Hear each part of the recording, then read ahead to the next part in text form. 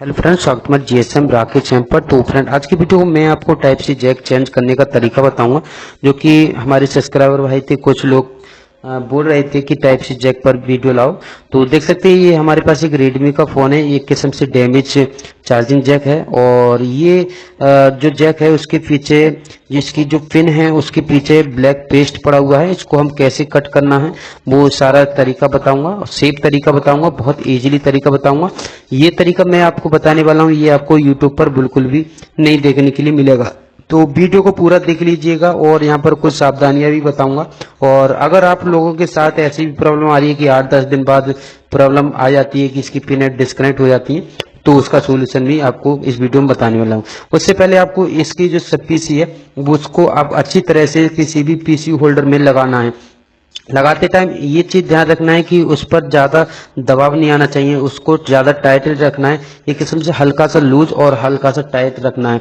जो coffee PCB होती है हमारी, वो यहाँ पर हीट होने से टेढ़ा हो जाता है, वो डैमेज भी हो जाती है। तो ये चीज आपको ध्यान रखना है। अब यहाँ पर आपको करना क्या है कि अगर आपके जो टाइप सी जैक के पीछे इसकी जो पिन पे ब्लैक पेस्ट पड़ा है, तो उसको कट करना होता है। वो आप टूल से भी कर सकते हैं, सर्जिकल ब्लेड से भी कर सकते हैं और ट्वीजर से भी कर सकते हैं। इसके लिए आपको अपनी असेंबली मशीन में 200 से 250 के बीच के टेम्परेचर को सेट करना है।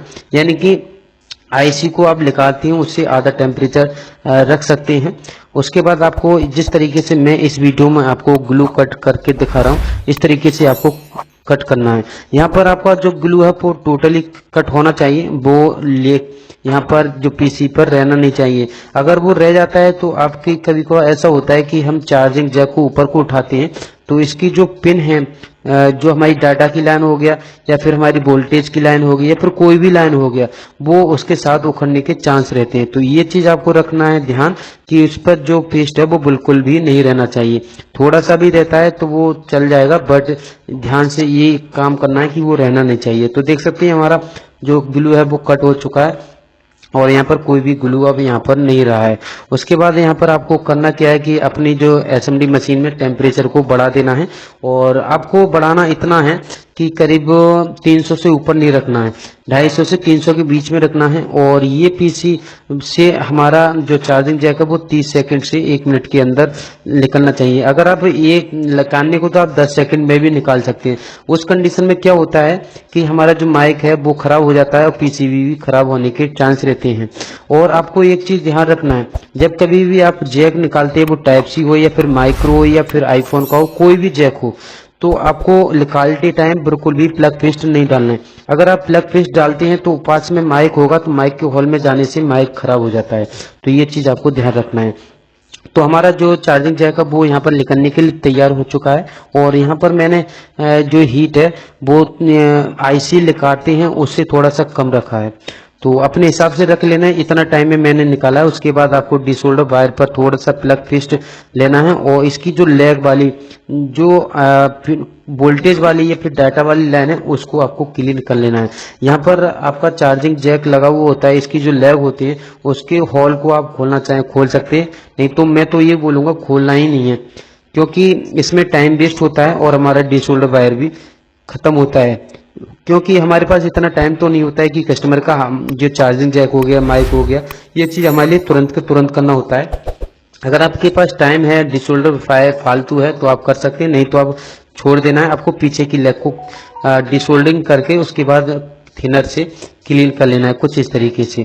उसके बाद आपने यूट्यूब पर देखा होगा वो 138 या 183 यहाँ पर वो बोलते हैं पीपीडी लगाने के लिए, मगर वो तरीका बिल्कुल गलत है। उसे यूज करते हैं तो आपने जो जैक डाला है उसमें कंप्लेन 100% आएगी। आपको करना क्या है, आपको देख सकते हैं यहाँ पर 2 वायर है मेरे शोल्डर के, ये देख सकते हैं ये मोटा वायर है और ये वाला देख सकते हैं ये पतला वायर है। तो यहाँ पर आपको पतला वाला वायर बिल्कुल भी यूज नहीं करना, यानी कि हाई टेम्परेचर वाला शोल्डर यूज करना है।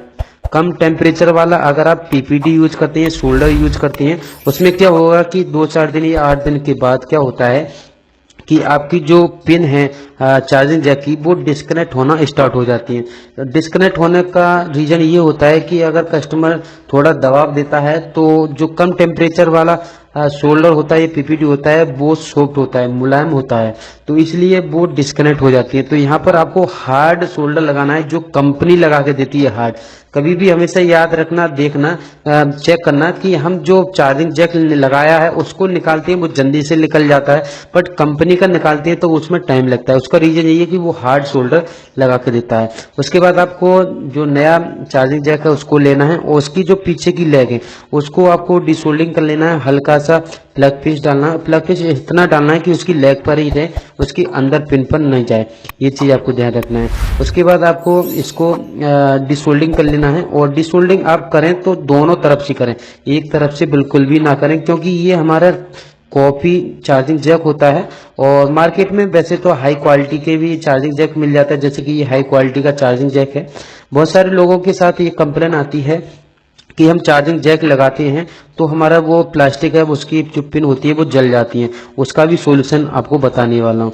उससे पहले आपको करना क्या है कि आपको थोड़ा सा प्लग पेस्ट डालना है। उसके बाद आप अगर ये पिन शॉर्ट हो जाती है फिर से डिसोल्ड कर सकते हैं, नहीं तो ऐसे ही छोड़ देना है। उसके बाद आपको इसको छोड़ देना है ऐसे ही। उसके बाद आपको जो असेंबली मशीन है वो 300 के करीब टेम्परेचर रखना है। उसके बाद पहले से ही आपको इसको हीट करना है पीसीबी को। इसमें जो शोल्डर है उसको मेल्ट कर लेना है। यहाँ पर अभी जैक को बिल्कुल भी यहाँ पर नहीं रखना है जब तक आपकी जो पिन है वो यहाँ पर मेल्ट नहीं हो जाती है, अच्छी तरह से मेल्ट नहीं हो जाती है, उससे पहले आपको चार्जिंग जैक को नहीं लगाना है। वो बेशक लोकल हो, बिल्कुल लो क्वालिटी का हो, तब भी आपका चार्जिंग जैक है वो डैमेज नहीं होगा हीटिंग से। और थोड़ा सा एयर ज़्यादा रखें हीटिंग के टाइम, चार्जिंग जैक लगाते समय इतना भी एयर ज़्यादा ना रखें कि वो जैक है या फिर कोई कंपोनेंट है आसपास का वो उड़ जाए, थोड़ा सा ज़्यादा रखना है। उसके बाद यहाँ पर जैसे ही आपका शोल्डर है वो मेल्ट होता है, जैसे कि आपको किसी भी ट्वीजर से या किसी भी चीज़ से चेक कर लेना है कि वो मेल्ट हो चुका है। जैसे ही मेल्ट होता है उसके बाद आपको चार्जिंग जैक को लगा देना है। उससे पहले चार्जिंग जैक को लगाते हैं तो आपका चार्जिंग जैक है वो डैमेज होने के चांस रहते हैं। तो देख सकते हैं हमारा जो शोल्डर है वो यहाँ पर मेल्ट होना स्टार्ट हो चुका है। इसे मैं अच्छे से मेल्ट कर लूंगा, उसके बाद चार्जिंग जैक को यहाँ पर लगा दूंगा। और इससे क्या होगा कि हमारा जो चार्जिंग जैक है वो अच्छी से बैठ भी जाएगा और डैमेज भी नहीं होगा। बेशक वो लोकल हो, ये हाई क्वालिटी का ये तब भी नहीं होता, मगर मैं आपको सेफ तरीका बता रहा हूँ। उसके बाद आपको हल्का सा जैक पर दबाव देना है, थोड़ा सा नीचे को दबाव देना है, इतना ज़्यादा नहीं देना है कि पीसीबी टेढ़ा हो जाए, तो थोड़ा सा हल्का सा रखना है। उसके बाद इसे छोड़ देना है। और अगर आपने आगे की जो लेग है जैक की रुकने की वो उसका शोल्डर निकाल दिया है तो उसे आप लगा देना। अगर नहीं निकाला है तो आप बिल्कुल भी ना लगाएं, तब भी आपका चार्जिंग जैक है वो नहीं उखड़ेगा। तो आप इसे क्लीन भी कर सकते हैं हॉल को और नहीं भी कर सकते हैं, इससे कोई भी फर्क नहीं पड़ने वाला है। यूट्यूब पर हॉल क्लीन करने का तरीका बताते हैं, क्लीन करते हैं, मगर मैं इतना टाइम नहीं है, मैं ऐसे कभी भी नहीं लगाता हूँ हॉल क्लीन करके। उसके बाद आपकी जो पीछे की लेग है हमारी चार्जिंग वाली, अगर वो डिस्कनेक्ट है, ट्वीजर से देख लेना, किसी भी चीज़ से देख लेना, ये हमारी सारी कनेक्टेड है, एक भी डिस्कनेक्ट नहीं है। अगर आपकी डिस्कनेक्ट है थोड़ा सा प्लग पेस्ट डालना है और उसके बाद आयरन से इसको सोल्डिंग कर देना है। मेरा डिस्कनेक्ट नहीं है तब भी मैं आपको बता रहा हूँ, इस तरीके से आपको सोल्डिंग कर देना है अगर आपका कोई भी पिन रह जाता है। मैंने जो तरीका से बताया मुझे लगता है कि किसी का भी कोई भी पिन यहाँ पर रहने वाला नहीं है। अगर रह भी जाता है कोई बार कायदा तो आप इसे फिर से सोल्डिंग कर सकते हैं। तो अब हमारा चार्जिंग जैक है वो कम्प्लीटली यहाँ पर लग चुका है। उसके बाद जो हमने प्लग पेस्ट डाला है उसको किसी भी थिनर से या फिर किसी भी चीज़ से क्लीन कर देना है। यहाँ पर कोई भी डस्ट या फिर हमारा यहाँ पर लिक्विड नहीं होना चाहिए, यहाँ पर पेस्ट नहीं होना चाहिए, उससे फेक चार्जिंग प्रॉब्लम भी आ सकती है। उसके बाद इसको बिल्कुल क्लीन करने के बाद निकाल के पीसीबी को अपने मोबाइल में लगा देना है, प्रॉब्लम सॉल्व। और आपका चार्जिंग है देख सकते हैं कंपनी की तरह ही लगा है, यहाँ पर कितनी अच्छी क्वालिटी में हमारे चार्जिंग जैक है वो यहाँ पर लगा है। तो इस तरीके से आपको लगाना है। तो इस वीडियो को ज़्यादा से ज़्यादा लाइक कर देना, चैनल पर न्यू तो चैनल को सब्सक्राइब करके बेल आइकन दबा लेना। तो आज के लिए इतना ही, मिलते हैं किसी नेक्स्ट वीडियो में। Thank you.